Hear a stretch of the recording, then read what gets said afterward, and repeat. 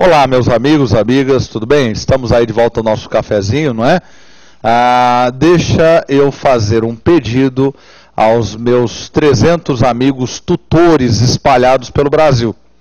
Né? Tutores de todo o Brasil, vocês estão orientando as turmas, né? Dos parceiros do Complexo Jurídico da Amado Jesus. Olha, informa os seus alunos que hoje eu vou baixar material em Word, questões, né, de pública e administração financeira orçamentária e algumas questões que eu tenho também de direito administrativo, vou disponibilizar hoje, né, lá pelas 5 horas você vai conseguir isso, porque eu tenho que sair daqui, vou para casa, vou sentar tranquilamente na frente dos meus arquivos, vou mandar aqui para as meninas, vou pedir, e amanhã, então, se não quiser esperar até amanhã, então informe seus alunos, né, administração financeira orçamentária, eu fiquei de mandar mais materiais, acabei, né, me esquecendo, alguém me lembrou, falou, professor, eu vou mandar, e vou mandar mais questões de administração pública. E depois do almoço, este material que eu estou utilizando estará à sua disponibilidade para que vocês estudem. Eu quero que vocês tenham bastante material, e principalmente questões, que é aquilo que às vezes o pessoal não tem muita paciência para procurar, não tem tempo, então já facilitando para que vocês possam fazer. Tá certo? Eu vou mandar bastante coisa, porque eu quero ver todo mundo com a sua belíssima funcional brilhando aqui no peito, né? Tá ok? Vamos voltar. Uma colega colocou uma questão, né? Muito boa ter colocado essa questão. É uma dúvida ainda que ficou, né? Porque a gente fala tanta coisa, está cansado às vezes, né? Para absorver tudo isso no primeiro momento, quem está começando não é fácil. Professor, né? Ela me autorizou, inclusive, pedir aqui licença para colocar essa questão. Não fica claro quando é a entidade pessoa jurídica de direito público e pessoa jurídica de direito privado. Quando você tiver dúvida se é pessoa jurídica de direito público, se é pessoa jurídica de direito privado, você faz a seguinte pergunta: pode restringir o direito de terceiros? Pode limitar outras pessoas jurídicas? Se puder, é pessoa jurídica de direito público. Se não puder, é pessoa jurídica de direito privado. Então essa é a primeira dica sempre, não é? Então deixa eu pensar, professor. Instituto Nacional de Colonização e Reforma Agrária, o INCRA, porque se eu falar aqueles exemplos, você já sabe. Ele pode restringir o direito de terceiros? Pode. Na área de colonização e reforma agrária. Ele pode restringir, ele restringe. Então ele é uma pessoa jurídica de direito público. É uma autarquia, não é? Vamos pensar outra aí, né? Professor, o IBAMA, Instituto Brasileiro de Meio Ambiente, pode restringir direitos de particulares? Pode. Né? Se ele pode, então quer dizer, ele está exercendo o chamado poder de império. Primeira palavra que você vai guardar, guarda poder de império, que é mais fácil. Depois você pensa poder de polícia, aí depois, né, você fica, né, passou já o auditor e já fala poder extroverso do Estado, entendeu? Não é para dar aquela humilhada no cunhado no domingo, durante o almoço, né? Então, poder de império, exercer o poder de império, só o poder público pode exercer, só a supremacia do interesse público. Então, é pessoa jurídica de direito público. Agora, se não puder, por exemplo, IRB Resseguros do Brasil, faz resseguros. Resseguro é o seguro do seguro. Então, minha empresa, eu trabalho numa seguradora, ela fez o seguro para uma fábrica, mas ela tem medo de ocorrer um incêndio na fábrica, ela tem que cobrir o seguro, está na pólice, e a seguradora quebrar. Então, o que ela faz? Ela busca uma resseguradora e ela vai fazer um seguro do seguro. Ela vai dividir o risco. IRB Resseguros do Brasil é uma entidade de administração pública indireta. Ela exerce, ela pode limitar, ela tem poder de polícia? O que vocês acham? Não, porque seguro do seguro é seguro, não é isso? Um produto de mercado. Então é uma pessoa jurídica de direito privado. Né? Olha só, Dataprev elabora sistemas de TI para previdência. Restringe o interesse de terceiros? Não, faz sistema de TI. Sistema de TI não é restrição. Então, pessoa jurídica de direito privado. Aí vai surgir uma outra dúvida. Professor, empresa pública, sociedade, economia mista. Como é que eu desempato? Eu desempato com a seguinte pergunta. Tem ações na Bolsa de Valores? Se tem, sociedade, economia mista. Se não tem, é empresa pública. Tem ações na Bolsa de Valores? Se tem, sociedade de economia mista. Se não tem, é a empresa pública. Então essas são algumas dicas simples que ajudam a nós matarmos muitas dúvidas e questões e não ficar pensando em decorar tudo, né? Guardou já, pá, é autarquia, fiscaliza, é autarquia. Se não é, não fiscaliza, não é? Então tá aí. Vamos lá, né? Questão 59, já vimos aí, não é? Questão 59, vamos voltar aqui. Questão 59, só isso? Bom, deve ter mais aí, né? Espero, né? Que é GES Pública, coloquei a GES Pública para vocês poderem estudar, o Programa Nacional Gestão Pública e Desburocratização, não é? É o resultado da evolução histórica de uma série de iniciativas do governo federal para promover a gestão pública de excelência, criado em 2005 por meio do Decreto 5378, de 23 de fevereiro de 2005, o programa tem como principais características ser essencialmente público, ser contemporâneo, estar voltado para a disposição de resultados para a sociedade e ser federativo, não é? Então está aí a chamada, com o objetivo de alinhar a atuação do Programa Nacional de Gestão Pública e Desburocratização às prioridades do governo, a Secretaria da Gestão Pública, que caiu aí em prol de auditor, informa que a estratégia e as formas de atuação do programa estão em processo de revisão. Melhoria contínua. Plano do Check and Act, lembra disso? Não é? Planeja os métodos e processos, implementa, fiscaliza e aprimora. Não é? Então é natural que esteja no processo de revisão.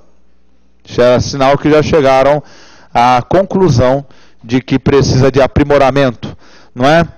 Para isso, são necessárias medidas como revisão dos critérios de excelência do sistema de gestão pública, refinamento nos conteúdos dos cursos do Gestão Pública, relançamento do Prêmio Nacional de Gestão Pública, fortalecimento da rede de colaboradores do modelo de atuação dos núcleos de programa e aprimoramento da metodologia da Carta de Serviços, né, aquela Carta de Serviço ao Cidadão.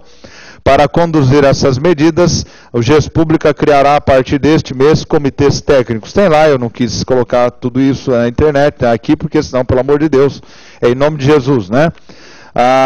Nós tivemos na prova de 2001, auditor fiscal da Receita Federal, Prêmio Brasileiro de Qualidade na Administração Pública, que são prêmios que vieram para aprimorar a administração pública. E para você que vai prestar carreiras administrativas no Poder Judiciário, fique atento que lá também tem uma premiação no Poder Judiciário, que é o Prêmio Inovare, que se você prestar atenção, todo ano a Rede Globo anuncia o Prêmio Inovare, que é um prêmio para aqueles gestores que vêm conduzindo uma reforma com vistas à qualidade e acessibilidade ao Poder Judiciário, não é? Então é o Prêmio Inovare, é uma OCIP que faz essa premiação, né, no Poder Judiciário.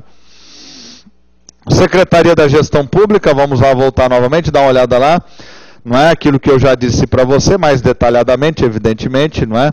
O meu HD está um pouco lotado, então eu tenho que recorrer a esses recursos aqui, não é, de internet, de slides. A Secretaria da Gestão Pública, SEGEP, é o resultado da fusão da CGES, Secretaria da Gestão, e parte da Secretaria de Recursos Humanos.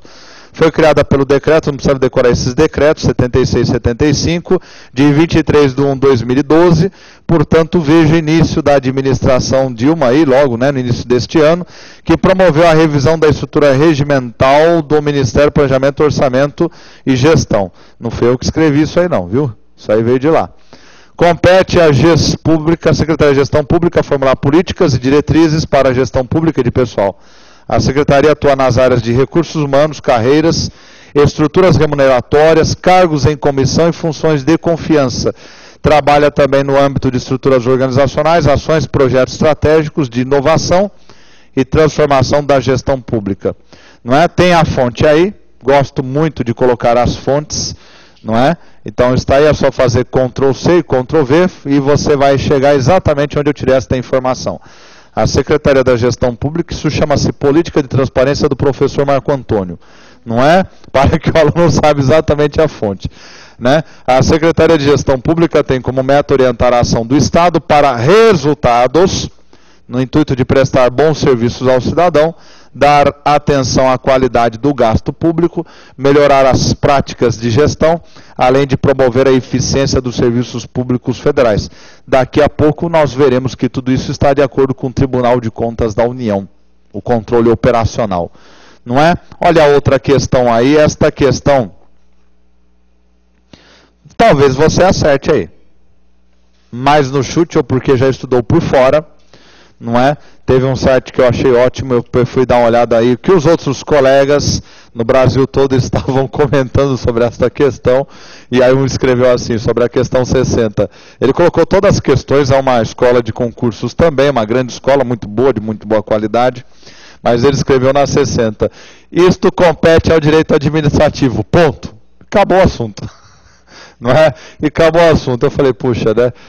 Boa solução que ele achou, né? Se livrou do trabalho, né? Mas como eu gosto do trabalho, então vamos adiante, né?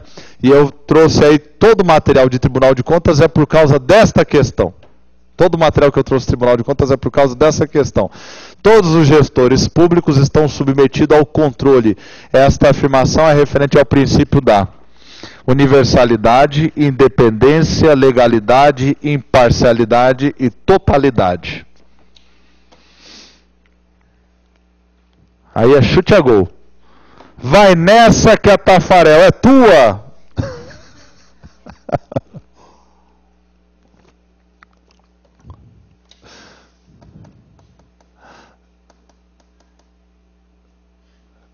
Qual o palpite?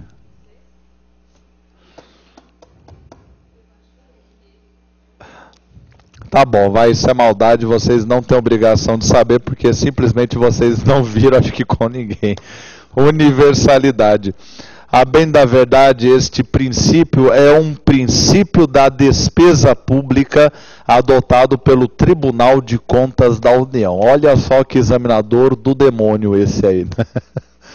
Como é que eles ficam sabendo dessa coisa, professor? Eles assistem palestras do Tribunal de Contas da União, né? Quando você estiver lá, você vai estar na Receita Federal, vai receber auditores do Tribunal de Contas da União, Tribunal de Contas do Estado, vocês vão receber secretário da Fazenda, e eles vão dar palestras, vão levar slides, como nós aqui temos esses slides, eles têm slides, e aí eles vão... né? Quem gosta dessas informações vai somando nos seus arquivos, aí quando vem uma prova, joga lá na prova para o candidato, né? Porque é assim que é a vida, não é?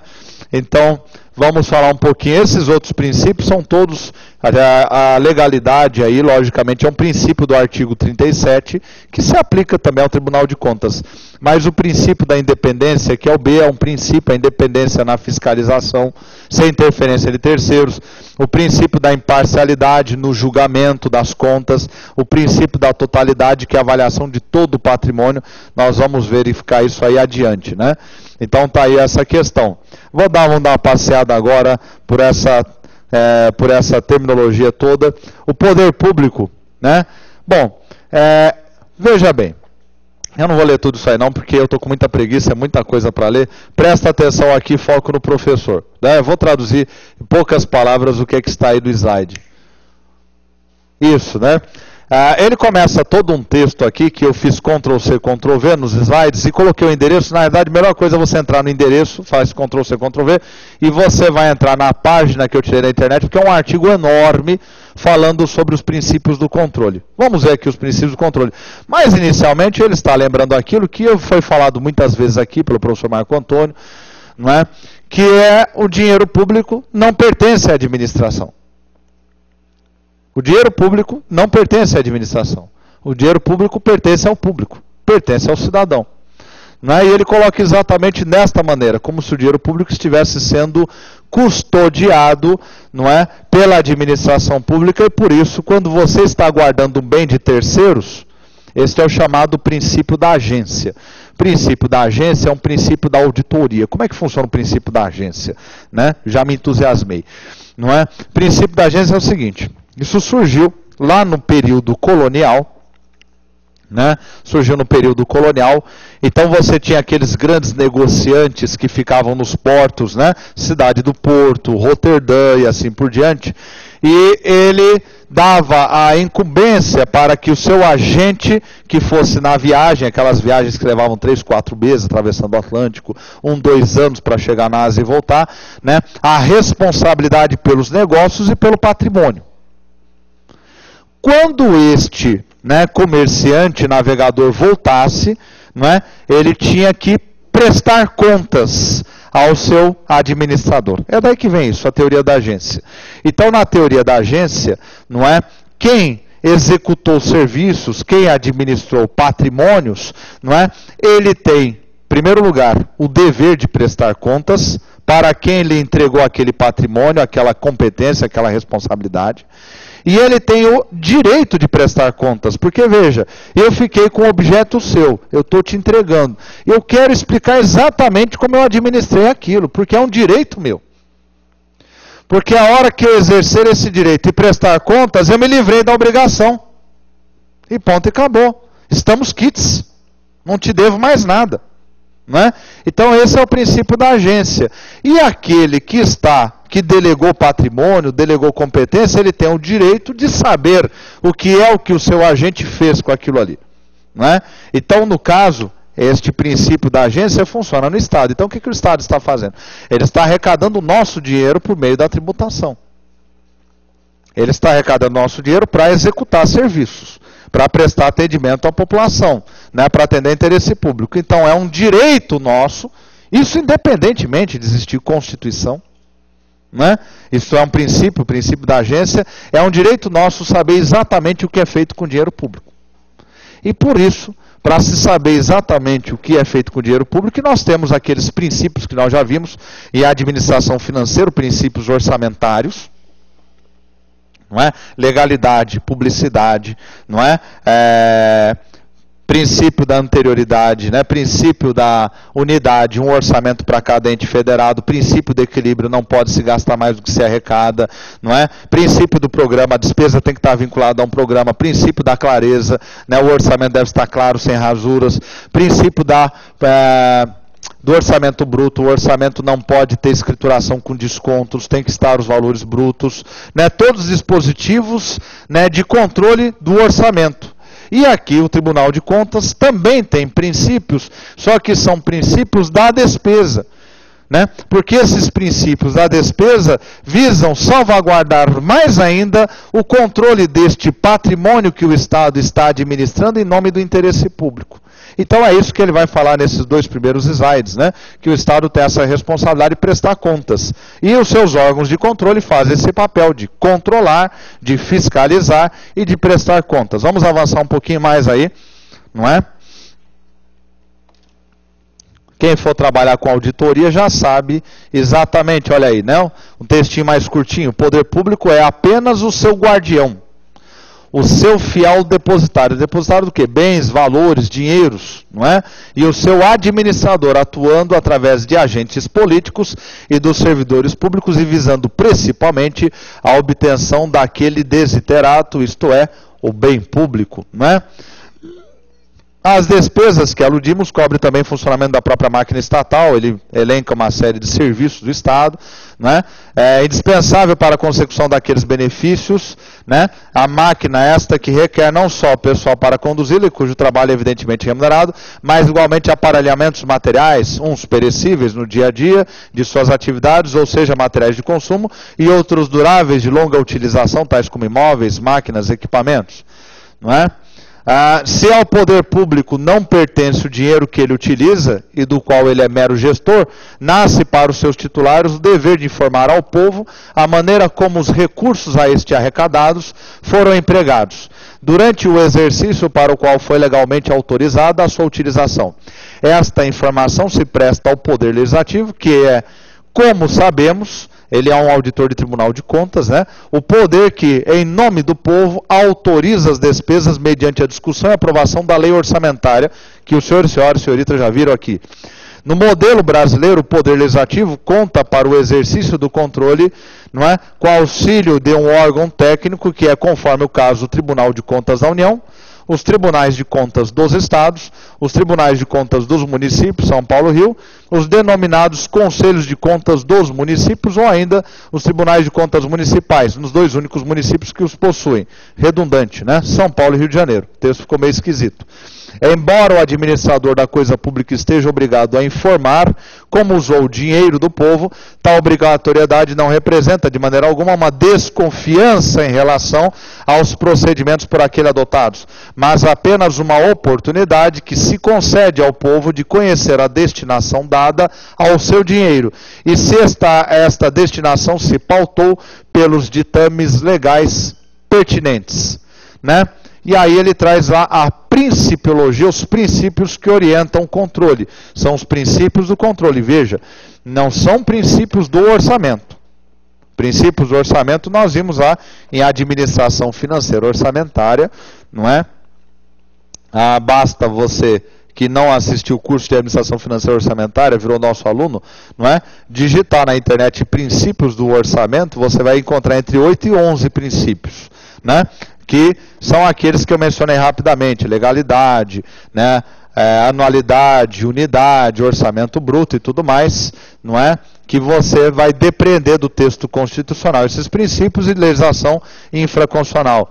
Olha só a principiologia. O controle dos gastos públicos se orienta por uma série de princípios que tentaremos aqui enumerar e interpretar, tendo em vista as disposições legais que o instituem e o regem, podemos identificar e assim denominar os princípios orientadores do controle das despesas públicas. Pelo amor de Deus, quem está entrando no curso hoje, né, e alguns nossos parceiros, não se assuste. Não é? Isso aqui é um plus, isso aqui é um a mais, não é? Isso aqui é um a mais porque vimos uma questão nova que nunca havia caído em administração pública, que foi aquele princípio da universalidade, né? Senão vai sair correndo do curso, né? Esta aula não serve de modelo para as aulas anteriores, né? Aqui é um aprofundamento para quem já viu muita coisa e quer um pouquinho a mais. Então estão aí os princípios, o princípio da universalidade, que é aquele princípio que você viu, onde os gestores, todos os servidores, todos os agentes públicos, sem exceção, devem prestar contas. Inclusive aqueles que estão em entidades privadas gerindo recurso público. O agente que está administrando a OCIP, o agente que está administrando a OS, o agente que está recebendo recurso público mediante um convênio, um hospital, uma fundação privada, não é? Que não é o OS, não é o CIP, mas tem um convênio com o SUS. Tem que prestar contas, princípio da universalidade. O princípio da totalidade que nós vamos verificar que abarca o patrimônio todo, o princípio da legalidade que você já conhece, o princípio da imparcialidade no julgamento, o princípio da autonomia, esse é um princípio que, né, no início do nosso curso eu lembro que houve uma discussão dessa, hoje eu tenho mais clara essa discussão, que é entre a autonomia e a independência do Tribunal de Contas. Mas eu não vou acabar com essa dúvida agora não, eu vou adiante, porque senão, não é, aqui é como, não é aquele showzinho que tem que ir tirando peça por peça, senão perde a graça, não é? Então vamos adiante, olha, o princípio da universalidade, não é? Não vou ler inteiro, pelo amor de Deus, porque é muito grande, eu vou ficar sem fôlego, vou morrer de asma aqui, lendo isso, e você de tédio aí. Mais alguns pedacinhos, né? Pelo menos o início. Submete ao controle todos os gestores públicos, do mais graduado aos mais hierarquicamente inferiores na escala funcional.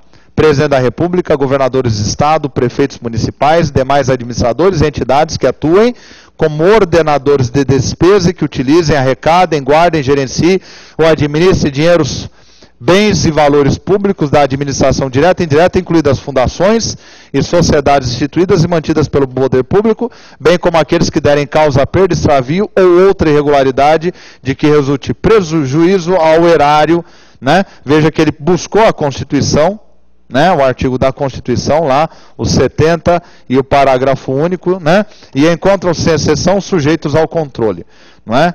Então está aí. O segundo dos princípios é o princípio da totalidade, não é? Sujeita ao controle a totalidade do patrimônio público, representando por dinheiros, bens e valores, consoante a referência expressa no artigo 71, que eu já falei que a leitura é obrigatória para todos vocês que pretendem prestar carreiras fiscais. Tribunais de Contas, 70, 71, 72, 73, 74, 75, leitura obrigatória. 70, 71, 74 eu já ia recomendando para ir decorando. Tá certo? É leitura obrigatória em concurso. Não, professor, eu vou prestar carreira de analista administrativo no Poder Judiciário. Leitura obrigatória também, meu filho. Você não escapou, não. Não tem moleza, não. Só porque você vai para o Judiciário, porque várias questões eu vi sobre os órgãos de controle, o sistema de controle em provas de Poder Judiciário. Ora aparecer em direito administrativo, ora aparecer em administração pública, ora aparecer em direito constitucional. Porque está no texto magno. Não é? 70 ao 75, leitura é obrigatória. Agora, o 70, o 71 e o 74, o caput decorar. O 71 já é recomendável começar a decorar um dos seus 11 incisos também, porque eu já estou vendo um aqui e outro acolá aparecer. Pelo menos uma leitura atenta dos 11 incisos, que são as atribuições do TCU, do Tribunal de Contas da União. Né? Esse órgão aí, fantástico, né? Importantíssimo, né? Para o combate à corrupção. Vamos adiante, né? Então veja aí o princípio da totalidade. O princípio da legalidade é aquele que nós já conhecemos, do artigo 37 da Constituição, ele tentando dar uma interpretação pela ótica de alguém de Tribunal de Contas, né? Olha só, o princípio da legalidade na ótica, né? Só vou ler porque é a ótica de um servidor estatutário do TCU. Por sua vez, obriga a que o controle haja com estreita obediência aos ditames legais que regem a sua atuação, os quais se acham definidos, como já dissemos, a partir da própria Constituição Federal e na legislação complementar ordinária, bem como em normas regimentais de âmbito federal, estadual ou municipal. Conforme o caso, o princípio da legalidade impõe ao controle que se sujeite às normas jurídicas e não extrapole sob pena de validar-se a sua ação controladora. Só dois comentários, um comentário relacionado a esse princípio. Todos os concursos que eu tenho lecionado para empresa pública, sociedade e economia mista, quando eu pego nos valores delas e no código de ética delas, você vê esses princípios: legalidade, impessoalidade, moralidade, publicidade e eficiente. A título de curiosidade, se quiser, baixa o Código de Ética da Caixa Econômica Federal e o Código de Ética do Banco do Brasil, você verificar. Uma outra correção, eu falei Tribunal de Contas da União. Não tenho certeza se é da União, se não me engano é de um Tribunal de Contas estadual dele, mas é um auditor de contas, que dá cursos em curso superior voltado para a auditoria. Portanto, alguém que tem larguíssimo conhecimento na área de contas, né?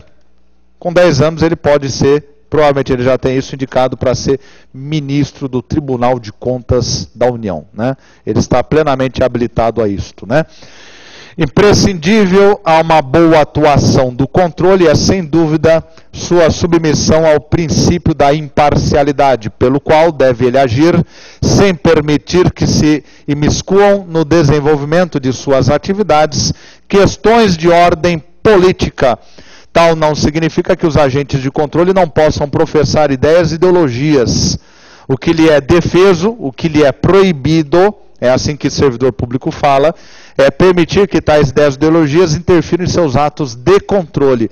Você pode ser pró-PT, pró-PSDB, né, pró-partido da meia-lua, partido do Bolda Cósmico, mas não pode deixar que isto interfira no seu julgamento, na sua atividade, na elaboração de um relatório, de um papel, que é um documento de auditoria, ao se fazer o julgamento aqui não no sentido judiciário, no sentido administrativo, de contas, não é? É o princípio da imparcialidade, não é? Lembrando sempre que a regra entre os auditores é também serem auditados. A regra entre os auditores era serem auditados, né? Se alguém tinha a ilusão que, né, passando como auditor da Receita seria a última bolacha do pacote de biscoito, lembre-se que não será, não é? No Poder Judiciário, que é que a senhora Eliana Calmon causou tanto incômodo, né? Foi corregedora até recentemente do CNJ, né? Esta brilhante ministra, também sou fã dela, Pode se candidatar o doutor Eliana Calmon, né, se alguém tiver algum parente no complexo jurídico, terá o meu voto sempre. Não é? Está jurada de morte, peitou muitos juízes na magistratura nacional, né, ao abrir as contas do Poder Judiciário. O Poder Judiciário, eu sempre brinco, tem um grande carinho, mas tem algumas coisas ali que precisam, né, como no Legislativo, como no Executivo, precisam ser aprimoradas. No Legislativo precisamos ter um controle externo legislativo, que não tem. Já disse isso aqui anteriormente. Não é? No Poder Judiciário precisamos dar uma limitada um pouquinho, né, nesse excesso de poder. Né? Por exemplo, né, o Supremo Tribunal Federal não se sujeita ao controle do CNJ. Portanto, o CNJ ficou como uma espécie de órgão de controle central do Poder Judiciário e o STF como órgão máximo, por palavra última, não é? Então precisa ser revista essas posições, elas serão. Isto é uma evolução da nossa sociedade, como vocês espero que estejam percebendo ao longo do curso, que a sociedade está evoluindo.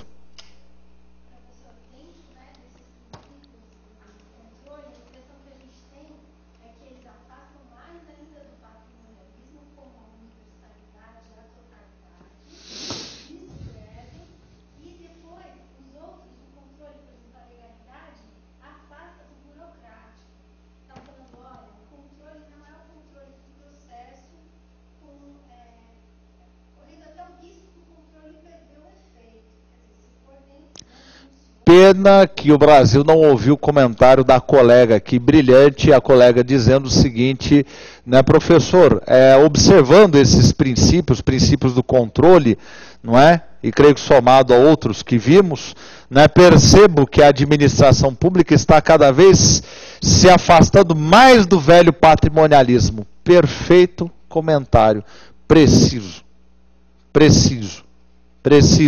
Porque essas mudanças não são do dia para a noite, não acontece por meio de um decreto, né? Já tivemos excelentes decretos, né? Excelentes decretos do Estado Democrático de Direito. Foi um regime de exceção, mas o Decreto-Lei 200/67 continua até hoje, porque o Constituinte teve a sabedoria, né, de separar o joio do trigo, do bom trigo, e perceber que o Decreto-Lei 200/67, embora sancionado pelo presidente Humberto Alencar Castelo Branco, não é, que eu tenho um grande respeito por ser um herói nacional, mas estava, né, simbolicamente ligado a um regime de exceção, mas entendeu o Constituinte, olha, apesar de, foi bem redigido, representou um avanço para a administração pública, então por isso ele permanece conosco, foi recepcionado pela Carta Magna, não é?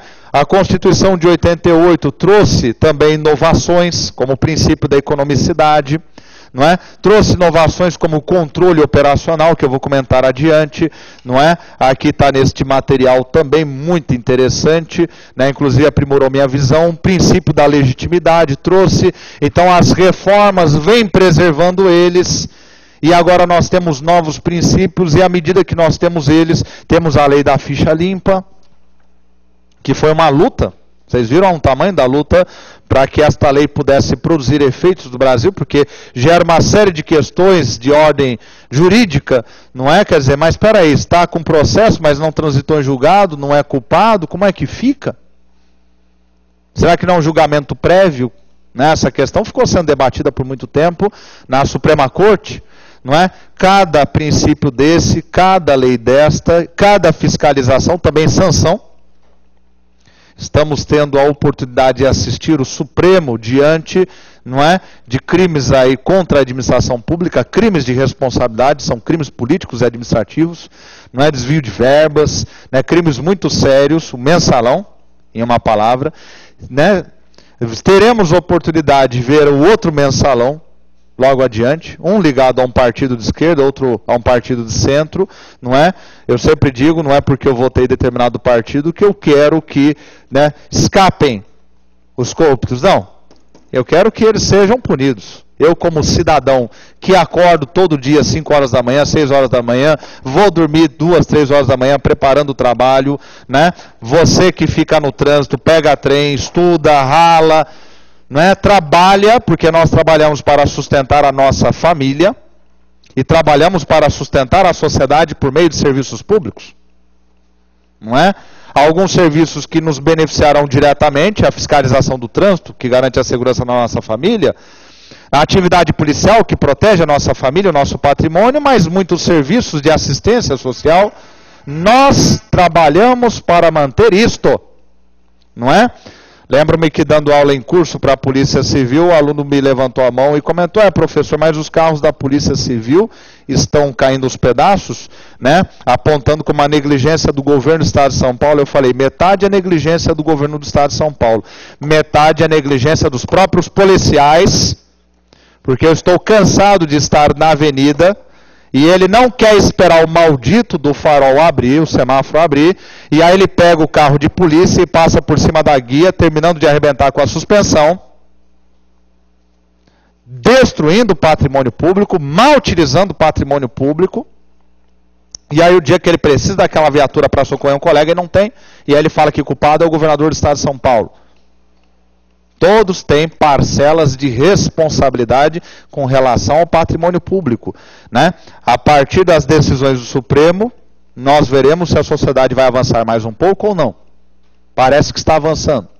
Queremos crer, né, que está avançando, temos que pressionar, não é? E é isto que vai ajudar a reduzir violência nesta república, vai ajudar a reduzir pobreza nesta república, não é? Vai melhorar as condições, não é? Uma frase que eu vi em casa dos meus pais: não adianta eu me preocupar apenas com meu filho. O meu filho vai ter que crescer, vai crescer e vai ter que viver com os filhos dos outros. Então não adianta eu apenas olhar para dentro da porta da minha casa. É do meu interesse que tenho filho em escola particular, que a escola pública funcione. É do meu interesse que tenho plano de saúde, que o hospital público funcione. Aliás, eu particularmente não gosto de plano de saúde. Não é? A gente às vezes tem por uma ausência do Estado, né? Por uma má gestão. Já vimos isso, questão de ESAF. Questão de ESAF. Não é a falta de dinheiro o problema deste país. Somos a 5ª economia mais rica do planeta. E como éramos a 8ª em 100 economias do mundo. Em 100 economias do mundo. Porém, temos problemas de gestão. E problemas de gestão serão combatidos com fiscalização, com normas e com punições, né? Acho que já dei os 3 exemplos. Brasil, Estados Unidos, Holanda. Quem tem menos corrupção? Holanda. Um auditor para cada 900 habitantes. Estados Unidos, um auditor para cada 2.500. E Brasil, um auditor para cada 25 mil. Estou falando de auditores da administração pública internos e externos. Indistintamente, auditores privados também, que trabalham para entidades privadas, não é? Que são famosas no seu trabalho de auditoria, né? O governo do Estado de São Paulo vem contratando muitas dessas empresas para fazer auditoria na administração pública. Há uma certa desconfiança que os mecanismos de controle não estão muito bem. Por isso que você contrata uma auditoria privada para que ela faça essa fiscalização com isenção. Não é, mas é privada, mas os auditores obedecem às NBCs. E ele sabe que se eles não forem rigorosos com a NBC, ele pode perder, né, a autorização de atuar como um auditor. Da mesma forma que um advogado só pode exercer a advocacia, nesta brilhante carreira, se ele tiver a autorização, a carteira da ordem, um auditor só pode exercer a auditoria se ele estiver em dia, né, com os princípios éticos do Conselho Federal de Contabilidade. Não tem outra maneira, não é? Tá certo? Vamos adiante aí, vimos aí o princípio da imparcialidade, né? Mas brilhante o comentário da colega, exatamente, cada dia que avançamos nos afastamos mais do velho patrimonialismo, né? Não se pode compreender o exercício do controle sem a plena vigência do princípio da autonomia. Se você abrir o site do Tribunal de Contas da União, você vai verificar que está lá no site do Tribunal de Contas da União. É um órgão independente e autônomo. É um órgão independente e autônomo. E aí foi a pergunta que colocaram no curso, né? Eu não lembro nem se foi nesse, se foi de administração financeira. Mas professor, ele é o quê? Ele é órgão independente ou autônomo? Na tua prova de direito constitucional, na tua prova de direito administrativo, na tua prova de administração pública, você vai colocar que ele é independente. Ele é independente. Por quê? Porque ela está falando sobre a administração pública e está pensando no Tribunal de Contas da União como órgão. Como órgão. E como órgão ele é independente, não é? Ele é comandado por 11 ministros, não é isso? Sendo que um ministro é eleito entre ele para ser o seu presidente. Não é? Ele não se submete a ordens do Congresso Nacional. Não existe relação de subordinação. Então ele é independente. Ele é tão independente quanto o Ministério Público da União é. Né? Ele é um órgão tão independente quanto o Congresso é. Ele é um órgão independente. É um órgão criado pela Constituição. Agora veja, quando nós entramos no site do Tribunal de Contas e vimos que está lá, é um tribunal autônomo e independente, são dois aspectos diferentes. A autonomia é a autonomia administrativa, na sua proposta orçamentária, na sua estruturação. Não é? Porque nós sabemos que o Tribunal de Contas tem que mandar junto com o Legislativo a sua proposta para o orçamento para ser, não é, consolidada lá no Poder Executivo, na Secretaria do Orçamento Federal, e tudo isso vai fazer parte da LOA e que o Poder Executivo manda para ser autorizado pelo Legislativo. E se o Tribunal de Contas o fizer, não fará, não é? Uma proposta orçamentária que extrapole e quando chegar no Poder Executivo será limitada. Então veja, há uma limitação aí. Então, nesse sentido, ele é autônomo, não é? Agora, ele é independente à medida que as suas decisões, primeiro aspecto da independência, à medida que as suas decisões dos seus ministros não se submetem ao poder legislativo. E segundo, ele é independente na auditoria, independência em auditoria, ele não pode deixar que a opinião de terceiros interfiram na sua auditoria. Então, quando eu penso em autonomia, eu penso no sentido orçamentário, não é? Eu penso na questão da contratação de servidores, porque tem limites estabelecidos a isto, não é? Agora, quando eu penso em independência, eu penso em independência nas suas decisões, porque é um órgão independente criado pela Constituição, e penso em independência na sua auditoria. Porque este é um princípio, não é? Que decorre dos auditores. Os auditores têm que ser independentes no seu posicionamento, não é? É o nome do auditor que está indo nos papéis de trabalho e será cobrada essa independência dele. Né? Quando o auditor se corrompe, ele perdeu a independência. Quando ele faz vistas grossas, ele perdeu a independência. Perder a independência é a coisa mais fácil do mundo. E por isso que ele poderá perder o direito de exercer a auditoria. Como é um tribunal, né, formado por auditores, então essa independência perpassa por esse órgão para que ele possa atuar de forma independente na fiscalização das contas públicas. E olha, fiscaliza muita coisa, hein? Muita coisa. Então tá aí, né? Não se pode compreender o exercício do controle sem plena vigência do princípio da autonomia, tanto no que tange a sua própria existência, como também em relação ao exercício de suas atividades operacionais. Assim é que a Constituição Federal dá aos tribunais de contas a autonomia administrativa, inclusive quanto à iniciativa de leis que digam respeito a questões de seu interesse. Assim como lhes confere autonomia para o pleno exercício do controle, atribuindo-lhe competência para realizar, por iniciativa própria, inspeções, auditorias de natureza contábil, financeira, orçamentária, operacional e patrimonial nas diferentes unidades administrativas dos três poderes, como nas demais entidades das administrações direta, indireta e fundacional. Agora, logo na sequência, ele traz o princípio da independência. Finalmente, cabe-nos referir ao princípio da independência, que obriga o controle a manter a independência em relação a todos os agentes políticos ou servidores públicos.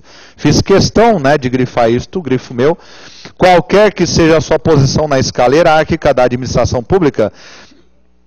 Sem independência, não há controle. Esta é a verdade de todo auditor. Ele carrega lá no coração. Sem independência, não há controle. Sem independência, não há controle. Daí a Constituição haver dado aos membros dos tribunais de contas os mesmos predicamentos, bem como os mesmos direitos e vantagens conferidos aos membros do Poder Judiciário. Os seus ministros gozam, né, dos mesmos direitos dos ministros do Poder Judiciário. Olha o poder dado a estes ministros, né? Imobilidade, irredutibilidade, né, salarial, não é? Independência, os mesmos os mesmos princípios, né, da magistratura, né? Embora, lembrando novamente para o candidato de primeira viagem, que meus candidatos não erram mais isso não, que estão desde o início do curso, e nem com o curso do Marquete também, não erram, e nem com direito constitucional, não sei quem foi o mestre, mas eu tenho certeza que foi um grande mestre, que não confunde esse tipo de coisa, não é? Quem está chegando que tem que ficar atento. São estes os princípios que, a nosso entender, orientam o exercício do controle dos gastos públicos. É possível que outros possam ser detectados, observados no desenrolar dessa atividade essencial para a administração pública, não é? E aí ele vai tratar dos aspectos do controle que estão elencados lá no artigo 70 da Constituição Federal. Lembra quando eu falei para você? O controle contábil, financeiro, orçamentário, patrimonial, operacional, quanto aos requisitos. Olha lá, legalidade, legitimidade e economicidade. A única coisa que ali não estava moralidade, estava aplicação de subvenções, não é? Legalidade, não é, o aspecto de conformidade com a lei, com o interesse público, né? A conformidade com a moral, não é? A legitimidade, não é? Eu dei uma interpretação, ele está dando outra interpretação.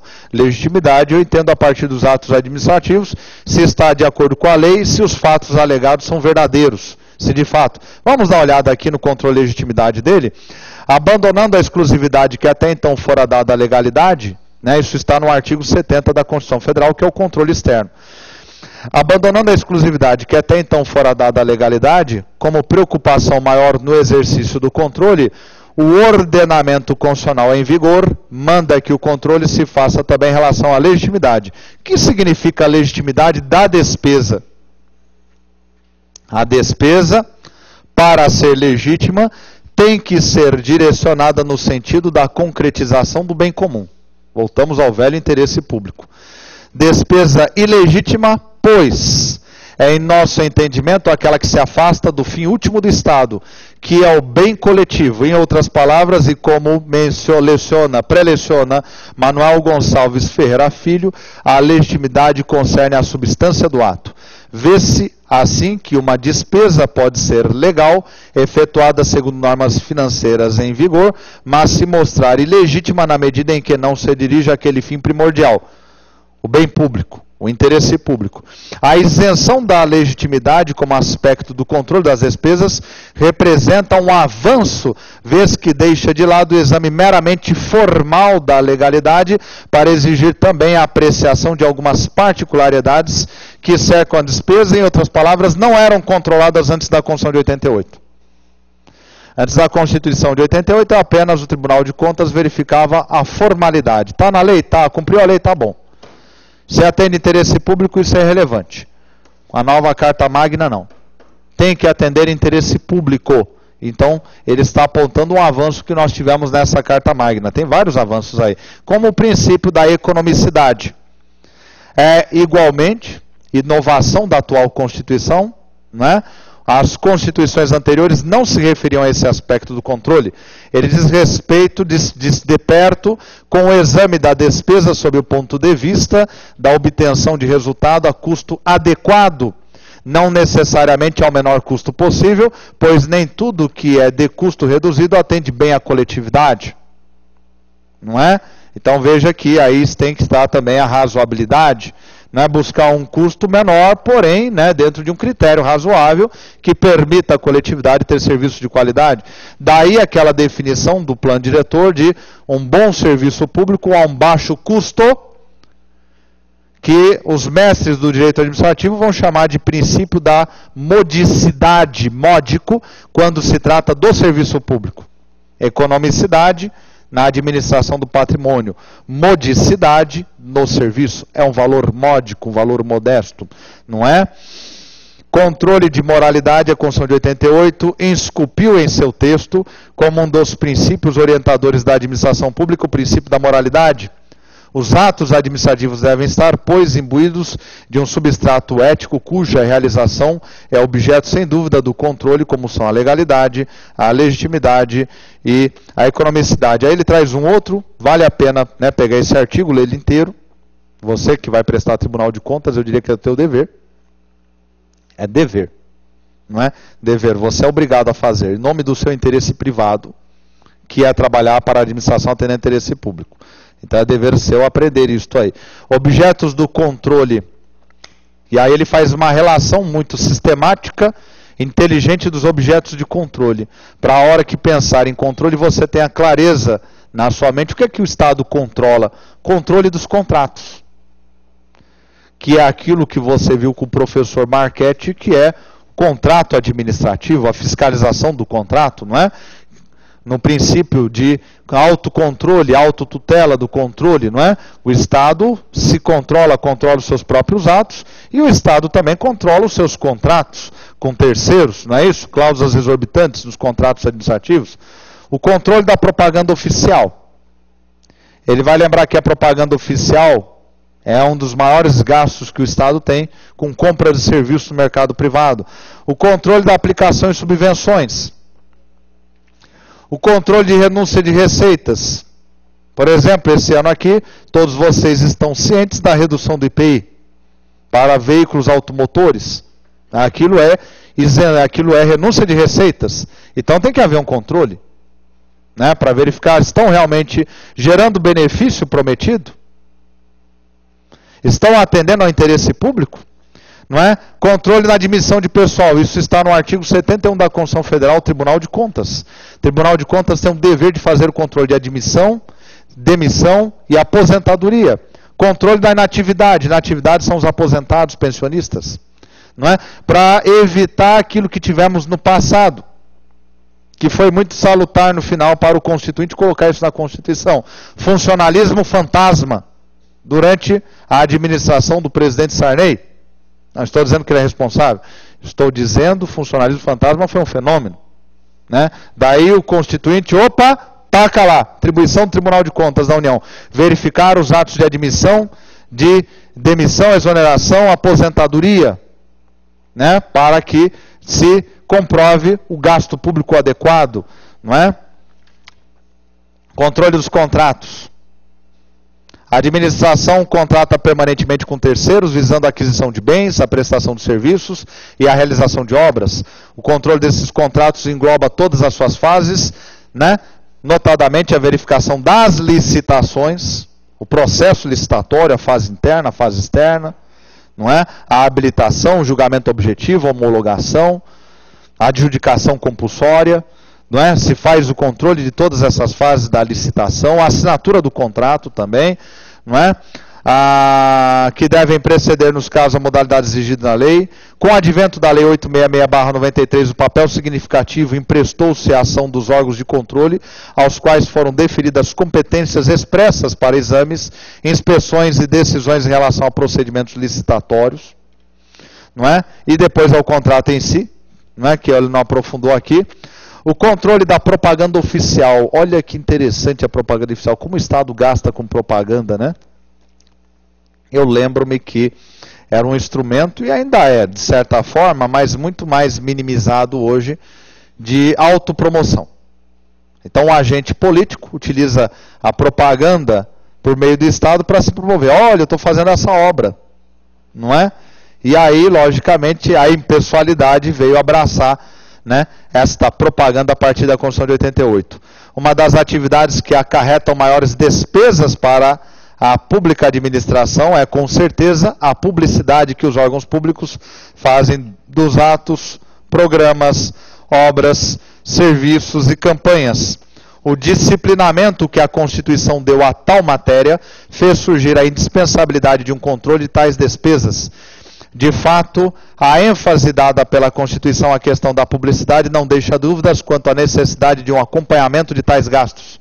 Diz a Carta Magna que a publicidade dos atos, programas, obras, serviços e campanhas dos órgãos públicos deverá ter caráter educativo, informativo ou de orientação social, dela não podendo constar nomes, símbolos, imagens que caracterizem a promoção pessoal de autoridades ou servidores públicos, que era uma prática corrente. Eu lembro muito bem, na minha adolescência, não é? Era uma prática corrente dos nossos governadores do estado de São Paulo se promoverem, inclusive um muito famoso, né, que dizia que era obra dele, não é?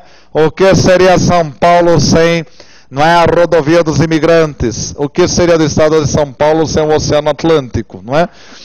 Ver se não é a figura popular, carismática até hoje no Brasil, mas controvertida, né? Que sempre cercada de paixões, admiradores e ódios, não é? Tá certo? E até de amores esquizofrênicos, né?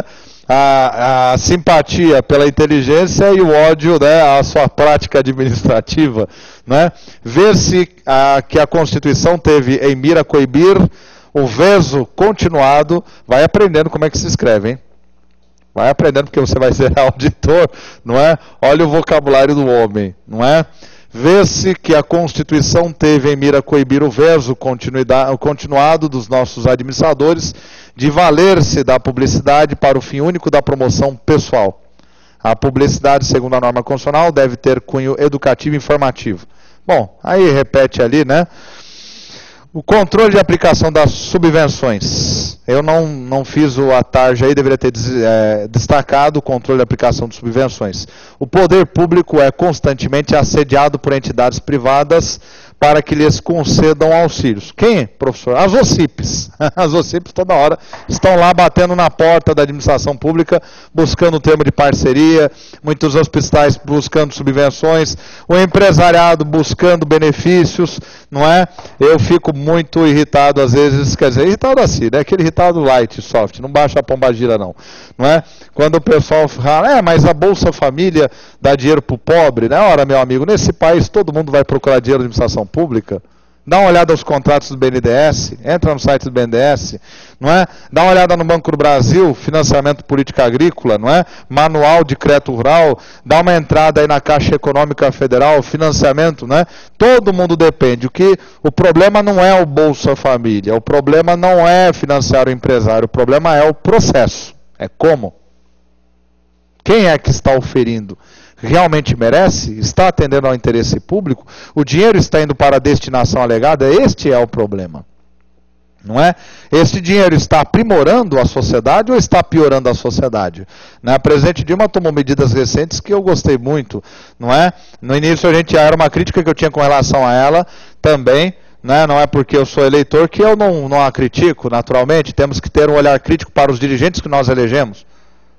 Colocar embaixo do braço como se ele fosse um santo. Isso fortalece a corrupção. E aí ela instituiu a obrigatoriedade de todo empregado que perde o serviço pela terceira vez é demitido a passar por um curso de requalificação. É lógico, porque é uma palhaçada. O indivíduo entra, fica 6 meses, dá um jeito de ser mandado embora para utilizar dinheiro do Fundo de Amparo ao Trabalhador, da Caixa Econômica, o famoso seguro-desemprego. Palhaçada.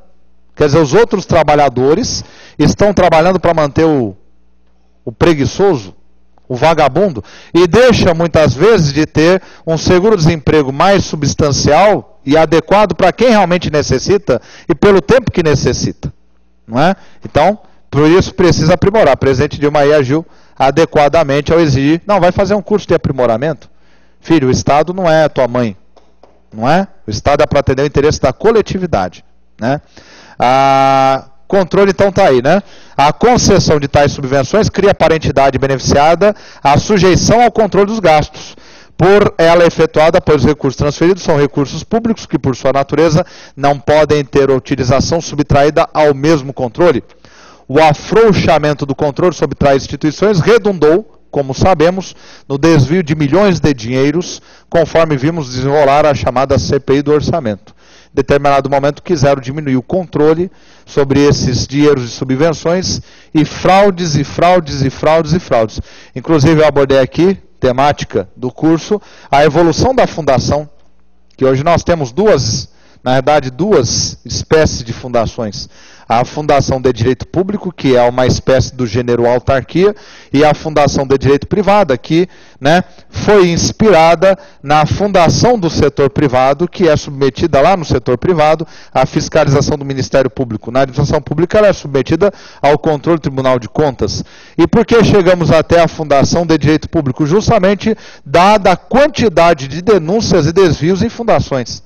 Agora fala ONG. Mudou o nome, né? Agora fala ONG, né? Porque as desvios em OCIPs. Não é? Achei um documento sobre tribunais de contas do Nordeste, auditores da mais alta seriedade, né, fazendo auditoria em OCIPs em todo o interior, né, do Nordeste. E podemos procurar aqui do estado de São Paulo, que vamos encontrar muitas do sul do Brasil, porque lamentavelmente esta praga é nacional, né, não é privilégio. Controle de renúncia de receitas. Como bem observa Manuel Gonçalves Ferreira Filho, em seus comentários à Constituição de 88, a atual Carta Magna submete ao controle e aplicação dos recursos oriundos de renúncia de receitas, assim como, por exemplo, se dão incentivos fiscais para cuja concessão a administração renuncia à parcela da receita pública. O controle deve verificar se tal concessão obedeceu a disposições legais e se o beneficiado utilizou os recursos de acordo com a legislação vigente. Toda vez que o Estado renuncia à receita, ele está deixando de fazer escola pública, ele está deixando de fazer hospitais, ele está deixando de construir rodovia e infraestrutura. Então é do nosso interesse que essa renúncia seja bem utilizada. Controle de admissão de pessoal. Lá o artigo 71, Tribunal de Contas da União. A sujeição de tais atos ao controle externo e inovação da atual Constituição. Esta, como se sabe, exige que toda e qualquer investidura em cargo público só se faça com obediência ao princípio da prévia aprovação em concurso de provas ou provas e títulos. Foi mais além a Carta Magna, não só criou a obrigação universal do concurso público para os cargos efetivos, como também deu aos órgãos de controle a competência para o exame da legalidade. Artigo 71, já comentado. Controle da inatividade, mesmo 71. O controle da inatividade, aposentados e pensionistas, compreende o exame dos atos de aposentadorias, pensões e reformas. Reforma é a aposentadoria do militar, né? Bem entendido? Concedidas pelo poder público. Era controle já contemplado nas constituições anteriores e mantida na atual Carta Magna. Vê-se assim que tanto os atos que autorizam o ingresso do indivíduo nos quadros de pessoal da administração, como os atos que assinalam a sua passagem para inatividade, estão submetidos ao controle da mesma forma que os atos de concessão de pensões. Instrumentos do controle. Estão lá no artigo 70 e 71, já mencionado aqui em administração financeira orçamentária, por este professor, já mencionado aqui em administração pública, está no caput do artigo 70 e 71, o controle contábil, financeiro, orçamentário, patrimonial e operacional. Né? Não vou ficar no controle contábil, financeiro, orçamentário, já foi falado demais isso aqui. Agora, o operacional é interessante, merece comentários mais profundos que os meus aqui, né? Muito mais profundos. Os controles precedentemente vistos eram contemplados nas constituições federais anteriores, representando uma tradição no campo da fiscalização dos órgãos públicos. Contudo, eles sempre se mantiveram com eficácia aquém, menos, né, do que precisava, aquém daquela que seria desejável, porquanto se interessam pela matéria. Isto decorria do fato de tais controles se apresentarem como de índole meramente formal, significando tão somente a verificação da adequação formal dos controles, procedimentos da administração às normas da contabilidade orçamentária, financeira e patrimonial. A Constituição de 88, demonstrando sua preocupação em inovar, sobretudo no campo do controle da pública administração, criou o chamado controle operacional, cujo entendimento tem atraído a atenção dos especialistas. Eu diria para você que está atraindo mais ainda com as chamadas metas físicas na administração pública, não é? Segundo observa o ministro Luciano Brandão de Souza, a gênese do controle operacional está na criação do orçamento, o programa. Para ele, a evolução qualitativa desse instrumento de planejamento oficial norteou-se pela necessidade de mecanismos legais autorizativos, despesas a arrecadar e despesas a realizar, com indicações claras e objetivas que permitissem a identificação de programas e projetos prioritários. Você foi meu aluno de administração financeira orçamentária, sabe que programa e projeto aqui não está de graça. Programa e projeto são instrumentos de trabalho do lado orçamentário, que organizam as despesas e as metas da administração pública. Daí adveio a possibilidade de um aproveitamento mais racional dos valores e bens disponíveis, da fiscalização, do desempenho operacional. Com isso surgiu o sentimento de que também se fazia imprescindível a verificação em termos de rendimento gerencial ou de execução das atividades e ações que materializavam os empreendimentos. Metas físicas. Metas físicas, todas lançadas em lei e orçamento. O novo enfoque complementaria o controle tradicional, restrito ao exame de aspectos contábeis e legais. Não é? E aí, meus amigos, eu fico naquela questão que eu sempre vou falar para você, que eu bati isso em administração geral, em administração financeira orçamentária, e rebati muitas vezes a administração pública, que é a fiscalização do cumprimento de objetivos e metas. Objetivos e metas do contrato de gestão, objetivos e metas do termo de parceria, né? Objetivos e metas para a agência reguladora e executiva por meio de contrato de gestão e da orientação do plano diretor, que hoje está sendo cumprida na administração pública, que é implementar objetivos e metas para todos os órgãos da administração pública. Então, através deste controle de objetivos e metas, eu não faço apenas a avaliação do servidor público, como eu destaquei várias vezes, mas eu avalio a implementação dos projetos, das obras públicas, dos serviços, das atividades, não é? Da administração pública para atender o interesse público, né? Então este é o controle das chamadas metas físicas. E outra, caiu na sua prova políticas públicas. Política pública é um planejamento de um pacote de serviços públicos negociados com a sociedade, que também tem objetivos e metas e que serão avaliadas por indicadores de avaliação de desempenho. Por isso que a elaboração da política pública, lembra daquela seta redonda que eu fiz aqui? Relembrando, porque relembrar é viver. Faz tantas aulas, professor, que o senhor falou disso aqui. O chamado ciclo da gestão. O ciclo da gestão. Então, primeiro eu tenho o diagnóstico, que é a identificação.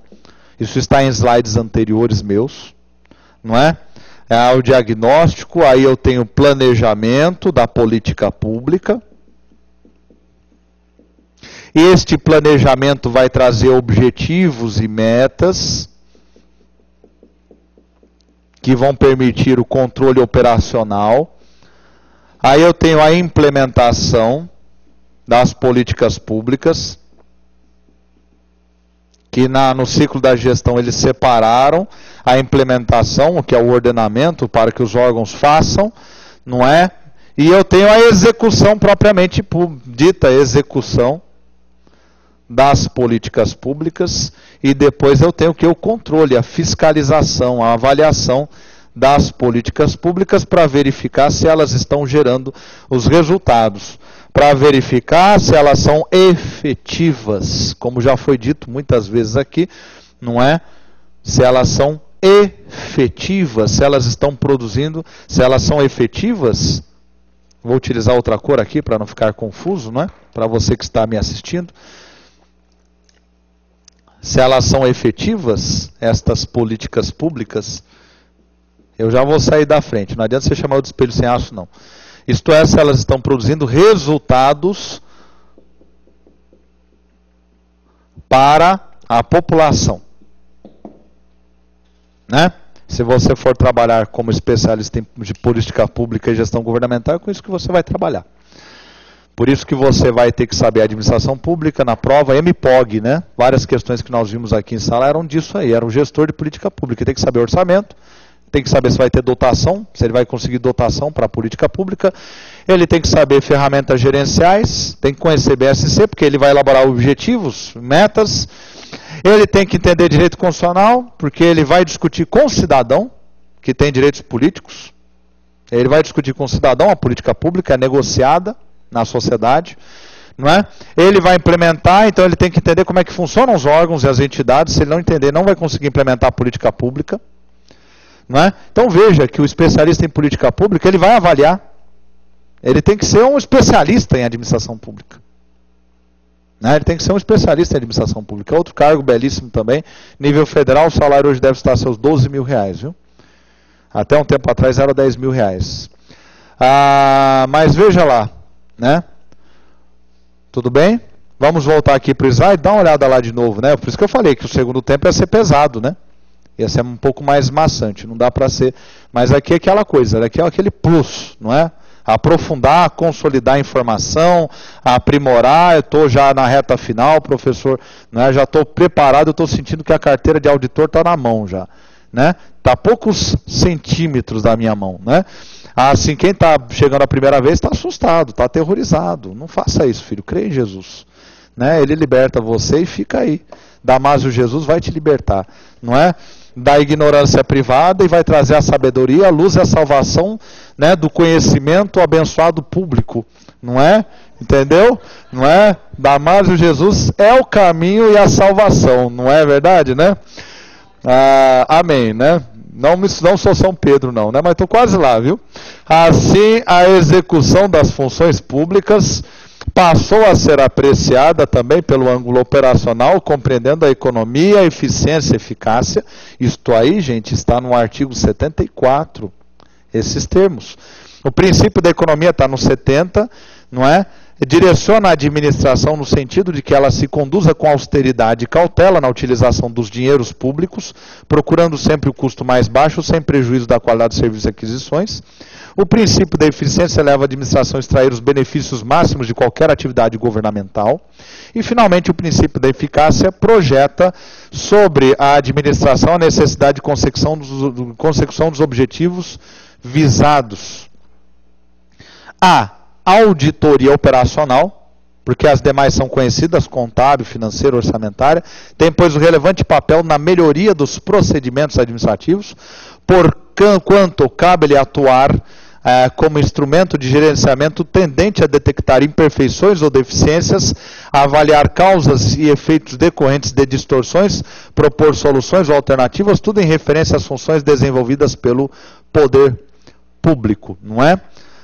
Luiz Fernando Alcoba de Freitas faz uma distinção entre a auditoria tradicional embasada nos aspectos contábeis, orçamentários, financeiros, patrimoniais e operacional. O controle tradicional, muito interessante esse quadro comparativo que você vai verificar agora, nesses dois slides que virão. O controle tradicional busca, segundo ele, analisar as transações, contas, relatórios e balanços de um determinado período, verificar o cumprimento das disposições legais e normas regulamentadoras, verificar os sistemas internos de controle financeiro, em uma palavra, fiscalizar o passado. Esse é o controle tradicional, fiscalizar o passado. Já o controle operacional, além desses objetivos, pretende analisar o planejamento, a organização e os sistemas internos de controle administrativo, o PDCA aí, olha, não é? Avaliar a eficiência e economicidade com que são utilizados os recursos humanos, materiais e financeiros, avaliar o resultado das operações realizadas em relação aos objetivos pretendidos. Eu estou olhando do presente para o futuro no controle operacional, segundo este mestre, e enquanto que o tradicional olha do presente para o passado. Não é? Fonte, para que você possa, né? Dá até para clicar aqui. Tem acesso à internet aqui? Onde eu estou? Tem, né? Mas eu não vou fazer isso não, vai atrapalhar minha aula. Flávio Sátiro Fernandes, conselheiro do Tribunal de Contas do Estado, professor adjunto da Universidade Federal da Paraíba, membro do Instituto Brasileiro de Direito Constitucional e da Associação dos Constitucionalistas Brasileiros. Portanto, sabe, pra caçamba, né? Para não dizer outra coisa. Então, pode entrar nesse link, pode utilizar esse material aqui, mas entra no link porque vai ficar mais fácil para você estudar, não é? Os paradigmas do controle. Esse material aqui, eu retirei, se eu não me engano, Controladoria Geral da União, a CGU. Era um pacote de slides deles que utilizaram para dar palestras para órgãos da administração pública. Eu achei muito interessante, né, e também fiz questão de colocar aí aqueles pontos principais, porque tem muito dado, muita informação que eu não coloquei, porque eu acho que vai lhe tomar um tempo precioso de estudo. Aí é o que eu acho que é essencial, né, os paradigmas do controle. O nível constitucional, artigo 37, os princípios que você já conhece, o LIMP, mais o nível infraconstitucional, a Lei do Processo Administrativo Federal, a 978499, por exemplo, cita, entre outros, o princípio da proporcionalidade, razoabilidade, motivação e segurança jurídica, trazendo novos princípios aí para o controle, né? Segurança jurídica, né? O controle da administração surge por diversos mecanismos. A autotutela, que vocês estudaram com o mestre Marchetti. Sistema de controle interno e externo, que vocês viram comigo, o qual se divide em direto e indireto. Muito interessante essa classificação. Controle externo direto, controle externo indireto. Não é? Autotutela, súmula 473 do STF. A administração pode anular os seus próprios atos eivados de vícios que os tornam ilegais, porque deles não se originam direitos, ou revogá-los por motivos de conveniência ou oportunidade, respeitados os direitos adquiridos e ressalvado em todos os casos a apreciação judicial. O famoso princípio da autotutela, que você estudou com o mestre Marchetti, nos atos administrativos, que não cai em prova nunca, porque chove, não é? Chove. O artigo 53 da 9784, 99, a Lei do Processo Administrativo Federal, a administração deve anular seus próprios atos quando eivados de vício de legalidade e pode revogá-los por motivo de conveniência ou oportunidade, respeitados os direitos adquiridos. Princípio de segurança jurídica. Né? Respeitado os direitos adquiridos. Princípio de segurança jurídica. Né? Olha o controle respeitando, né? Quer dizer, houve um embate entre o princípio do controle com o princípio da segurança jurídica. E aí o legislador deu essa redação. O artigo 54, o direito da administração de anular os atos administrativos que decorram efeitos favoráveis para os destinatários, decai em 5 anos, contados da data em que foram praticados, salvo comprovada má-fé. Recomendação do seu professor.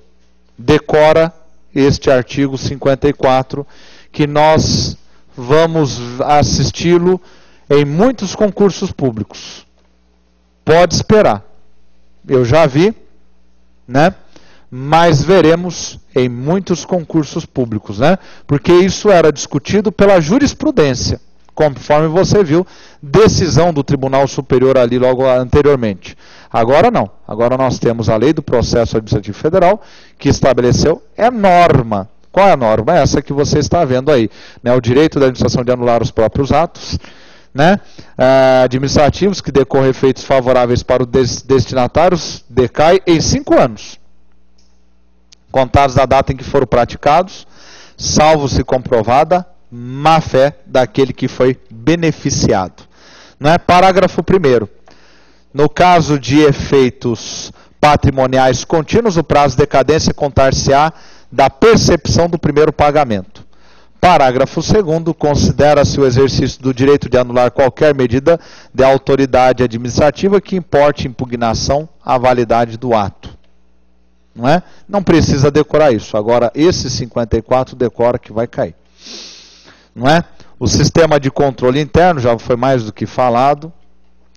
Não é? Aqui tem parte dos incisos, né, que foram estabelecidas no artigo 74, avaliar o cumprimento das metas previstas no plano plurianual, a execução dos programas de governo, os orçamentos da União, comprovar a legalidade e avaliar os resultados quanto à eficácia e eficiência da gestão orçamentária, financeira, patrimonial. Lembrando que esse é o artigo 74, é o controle interno, poder legislativo, executivo, judiciário, sistema de controle interno. Exercer o controle das operações de crédito, avais e garantias, bem como os direitos e haveres da União. Apoiar o controle externo no exercício de sua missão institucional. A importância do controle interno foi ressaltada por meio do decreto 4.304, o qual instituiu a Controladoria Geral da União, a CGU, órgão central incumbido da orientação normativa e supervisão técnica dos órgãos que compõem o sistema. Que sistema? O sistema de controle do Poder Executivo. Né? Dos ministérios, não é? Dos seus órgãos controladorias. O Controlador Geral da União, é de notar, já falei isso em sala, possui status de ministro, não é? Subordina-se e responde diretamente a Presidente da República. Não há hierarquia entre os sistemas de controle interno e externo. Há complementariedade. Serei insistente nisso. Já falei várias vezes, repito, porque isso é tema de concurso. O controle externo exercido com o auxílio do TCU, em virtude do aparato jurídico que o cerca, resulta em controle mais contundente, por exemplo, pode-se aplicar multas. O TCU aplica multas em relação ao sistema de controle interno. É um poder muito grande, Não é? No entanto, o controle interno possui a vantagem de se inserir na intimidade do órgão. Controle externo. A administração pública, que compreende os órgãos que desempenham funções administrativas nos 3 poderes da República, sujeita-se ao controle do Judiciário, Ministério Público, Legislativo e da sociedade civil. Só que aqui não abordou conforme a Constituição, né? Ele foi mais amplo. Cuidado.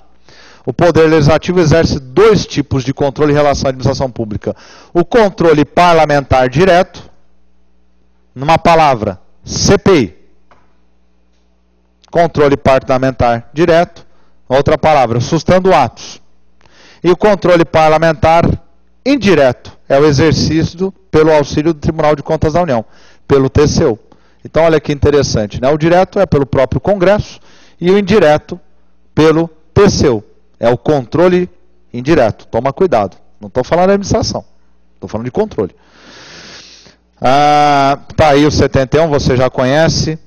Leia os incisos, não é, que cercam o artigo 49, que é o controle do Congresso Nacional. O artigo 49 estabelece ser competência exclusiva do Congresso Nacional. Inciso 5. Sustar os atos normativos do Poder Executivo que exorbitem o poder regulamentar. Creio que vocês viram isso em atos administrativos, perfeito? Naturalmente, não é? O mestre do porte do Marquete, com certeza, abordou isso. Julgar anualmente as contas prestadas do Presidente da República, isso eu disse. Fiscalizar e controlar diretamente ou qualquer de suas casas os atos do Poder Executivo, incluindo a administração direta. Este inciso 10 vai complementar o artigo 70, que eu também falei para vocês aqui. Não é? E escolher 2/3 membros do Tribunal de Contas. 1/3 dos membros é indicado pelo Presidente da República, aprovado pelo Senado Federal. Tem que ter notórios conhecimentos ou contábil, financeiro, orçamentário, não é? 10 anos pelo menos comprovados e também prática ilibada, moral ilibada, não é? Artigo 50 da Constituição Federal estabelece que a Câmara dos Deputados e Senado Federal, qualquer de suas comissões, poderão convocar ministros de Estado. Olha a prestação de contas aí. Este artigo 70 da CEF, se quiser anota, ele está relacionado diretamente com a accountability horizontal. Não é? A Câmara dos Deputados e o Senado Federal, qualquer de suas comissões, poderão convocar ministro de Estado ou quaisquer titulares de órgãos diretamente subordinados à Presidência da República para prestarem pessoalmente informações sobre assunto que, previamente determinado, importando crime de responsabilidade, ausência sem justificação adequada. Crime de responsabilidade, vocês estudam em direito constitucional. Não serei tão brilhante, nem metade do brilhantismo, professor de direito constitucional, mas são crimes, não são crimes no sentido penal, são crimes no sentido político-administrativo, e eles estão elencados na Constituição, não é? Como, por exemplo, ferir o pacto federativo, interferindo em outro ente federado, não é? Fazer malversação de recurso público, ferir o orçamento, são crimes políticos administrativos. Então está aí o artigo 70, dando poderes ao Congresso para convocar aí a prestação de contas. Não é? Artigo 50, isso é o artigo 50 da Constituição Federal. Não é? Então está aí, né? Leia ele. Até trouxe aqui um resumo, né? Os chamados crimes de responsabilidade, estuda. Professor, estou começando o curso agora. Bom, o professor de Direito Constitucional vai puxar a sua atenção para que você estude esses crimes, porque eles caem. Ou caem em direito administrativo, mas caem principalmente em direito constitucional, que não é a minha seara. Né? Embora acho de uma elegância fantástica, os chamados crimes de responsabilidade correspondem a infrações políticos administrativas cometidas no desempenho da função presidencial, desde que definidas por lei federal. Estabelece a Constituição Federal como crimes de responsabilidade condutas que atentam contra a Constituição, especialmente contra a existência da União, o livre exercício dos poderes do Estado, a segurança interna do país, a probidade da administração, a lei orçamentária, o exercício de direitos políticos, individuais e sociais e o cumprimento das leis. Onde é que estão elencados os crimes de responsabilidade? Está aí, artigo 85. Dá uma lida no artigo 85 para a sua felicidade e alegria, não é? E da sua família, né? Competências privativas, Congresso Nacional e CMO, Comissão mista do orçamento. Quem não teve administração financeira orçamentária vai ter algumas dúvidas ainda a esse respeito. Quando tiver comigo ou outro colega, a administração financeira orçamentária vai verificar as competências da comissão mista do orçamento, formada por senadores e deputados. Artigo 51. Compete privativamente à Câmara de Deputados. Essa interrogação é do... Quando você faz o Ctrl+C, Ctrl+V, vem essa maldita interrogação. Não é porque está em dúvida, não. Esquece ela, né? Uma interrogaçãozinha. Isso aqui não é espanhol, que tem interrogação no início, né? Compete privativamente à Câmara dos Deputados proceder à tomada de contas do Presidente da República quando não apresentadas ao Congresso Nacional dentro de 60 dias após a abertura da sessão legislativa. Artigo 71, parágrafo 1º, sustar contrato solicitando de imediato ao Poder Executivo as medidas cabíveis. Controle externo. Artigo 66, para quem está assistindo o curso, para quem sobreviveu até agora, não é? Esta montanha de informações, o artigo 66 é a comissão mista do orçamento.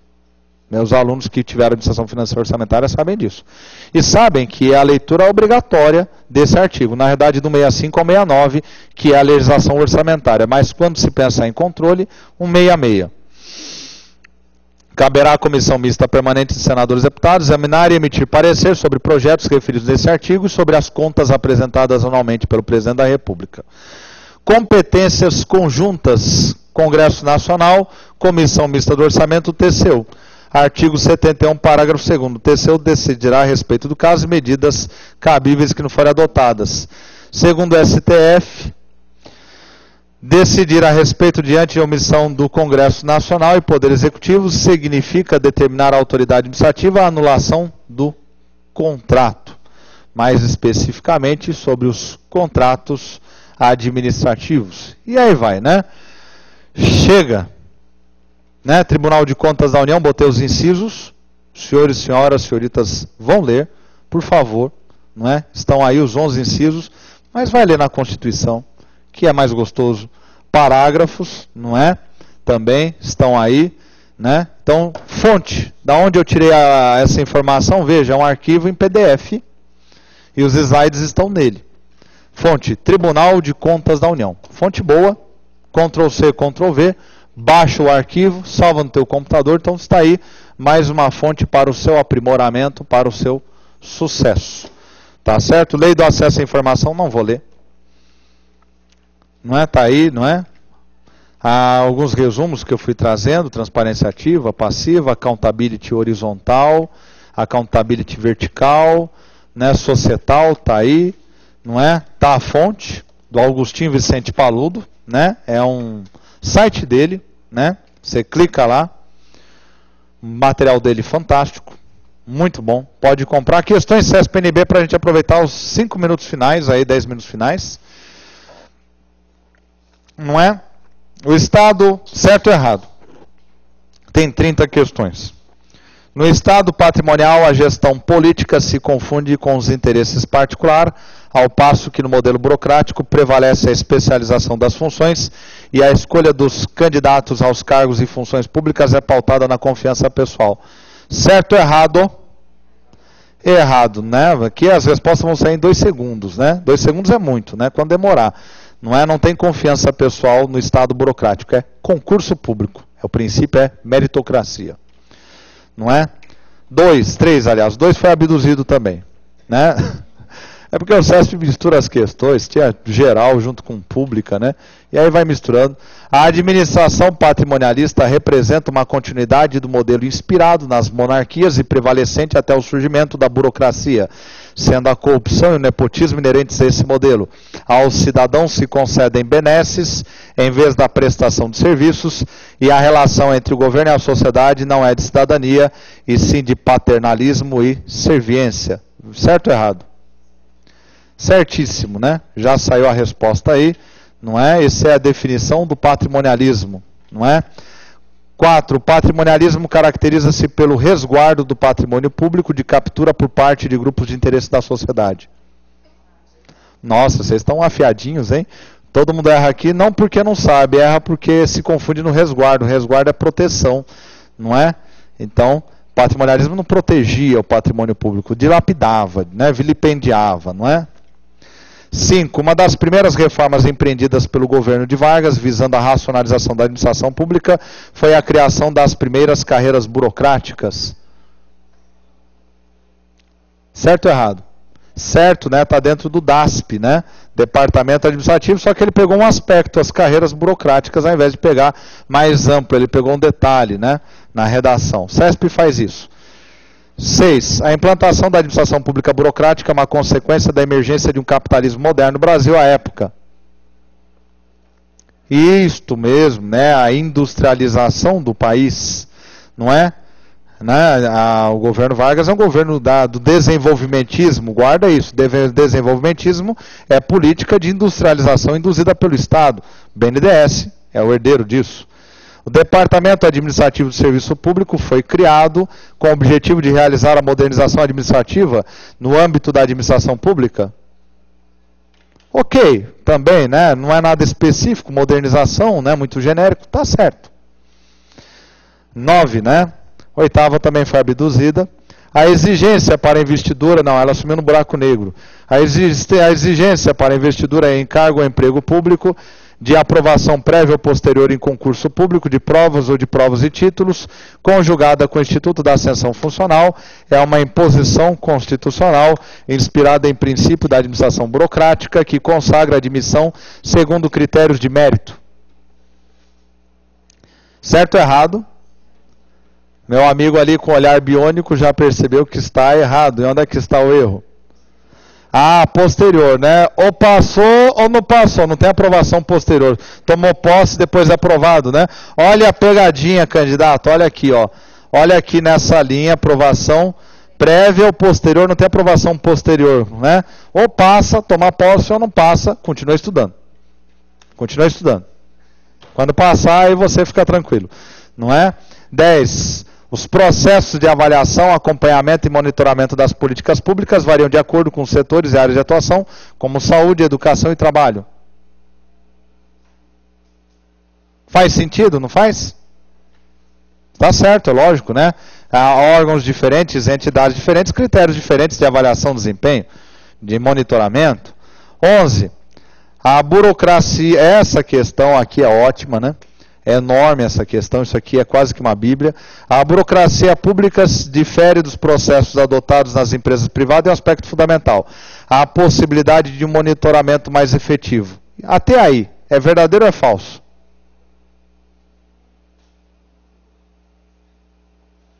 É, né, verdadeiro, né? Agora você viu que o controle da administração pública, se tinha alguma dúvida, hoje você não tem mais nenhuma dúvida. Hoje você tem uma certeza religiosa absoluta que o controle da administração pública é exaustivo, né? Então isso é verdadeiro. Assim, embora os serviços estatais sejam produzidos e prestados por meio de uma burocracia, em que membros dominantes são nomeados por políticos, não é? Quer dizer, os ministros, como não há propriamente mecanismos que permitam ao cidadão sancionar direta e imediatamente as ações dos burocratas, o controle é exercido indireta e periodicamente por ocasião da sanção ou rejeição eleitoral dos políticos. Certo ou errado? Tá certo, né? Quer dizer, a questão é enorme, a primeira parte está verdadeira, tem que estar a segunda verdadeira, não é lógica, né? Lógica simples. Assim, embora os serviços estatais sejam produzidos e prestados por meio de uma burocracia, porque é o Estado burocrático, em que membros dominantes são nomeados por políticos, ministros, como não há propriamente mecanismo que permita o cidadão aprovar direto ou imediatamente as ações dos burocratas, não tinha mecanismo de controle social, de transparência. Então, o que restava ao cidadão? Na urna.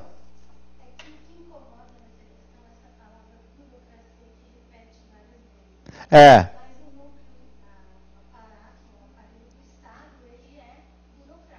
Sim, o aparelho de Estado. Agora a gente passa a falar aparelho de Estado a partir da emenda 19 do plano diretor. Né? No Estado burocrático, não. Então a primeira coisa que eu tenho que tomar cuidado é em que sentido está usando a palavra burocracia. 99,9% é Estado burocrático, mas eu já vi o termo burocracia sendo utilizado para patrimonialista. Né? A burocracia colonial, se ele usar essa expressão, a burocracia colonial, como teve uma questão do CESP, é porque ele tirou a questão de um livro de história.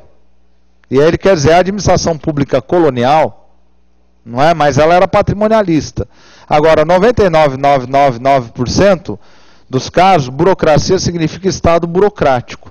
Veja que no plano diretor, né, o Bresser utiliza a expressão burocrático. Ele fala assim, precisamos simplificar a vida burocrática do cidadão. O que quer dizer vida burocrática? Papelada. Quantidade de documentos que você precisa para ser feliz. Não é? Tá certo?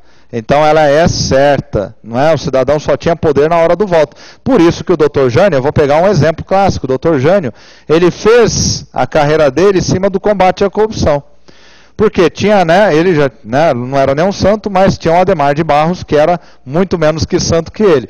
E aí ele criou a figura da vassourinha. Varre, varre, vassourinha, varre essa bandalheira. Jânio Quadros para combater a corrupção, não é? Porque ele sabia que o cidadão só tinha controle na hora do voto. Olha, eu vou falar algumas considerações aqui, finais, porque o nosso curso está encerrando. Primeiro, né? Lembrando, não vai ficar preocupado em olhar a tua área de aluno agora, porque não vai ter nada agora. Olha amanhã. Amanhã vai estar tudo lá. Ou então lá pelas 5 da tarde, que você vai ter bastante coisa, tanto em administração pública, financeira, orçamentária, o que eu achar da na telha eu mando para você também, para estudar. Não é esses documentos que eu baixei na internet, para que você tenha material. Segunda coisa, o que você viu até aqui no curso, dá para tranquilamente, eu arrisco dizer isso, gabaritar qualquer prova CESP. Tanto de pública, financeira orçamentária, se for carga de analista do orçamento, dá para você ter um excelente desempenho. Não vou falar que dá para você gabaritar, não. Mas aí fazer 85% de acerto a 90% dá. Não é? Pelo menos. Porque CESP, quando é analista de orçamento, pega pesado. Se for prova de Polícia Federal, qualquer outra carreira, cair pública, financeira orçamentária e TGA, com o que você viu aqui, você gabarita. Você gabarita. ESAF, eu acredito que você vai fazer 80% com o que você viu aqui, que foi o que os meus alunos fizeram em cursos que eu dei por aí fora, administração pública, que eu tinha só 4 aulas. Aqui você teve 7. Financeiro orçamentário nós tivemos 10. Aí fora eu dou 3. Meus alunos fazem 70%, 80%. Então eu diria que você tem uma boa condição desse curso de ter um desempenho para lá de louvável. Né? Então eu espero que desta forma, né, no próximo concurso, você comprove isso. Né? Eu estarei aqui para você falar é verdade ou não. Não vou muito lugar, se eu for vou em outra escola, não tem muitas no mercado, não é verdade, né? Com a excelência da amado Jesus, realmente são raríssimas, não é? Então, você vai poder comprovar se o teu dinheiro foi não bem aplicado. Eu acredito que foi sim, né? E eu espero ter cumprido este compromisso, que apesar das brincadeiras e piadas, a minha missão aqui e a nossa, da nossa equipe aqui, corpo docente aqui, os nossos amigos aqui que nos dão apoio operacional é esse.